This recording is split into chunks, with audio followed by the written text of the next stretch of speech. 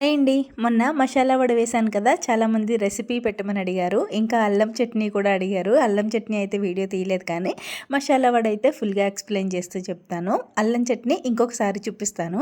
First అయితే మసాలా వడ కోసం నేనైతే నైట్ ఒక గ్లాసు శనగపప్పు, పచ్చి శనగపప్పు అయితే నానబెట్టుకున్నాను. ఉదయానికైతే నానిపోయింది.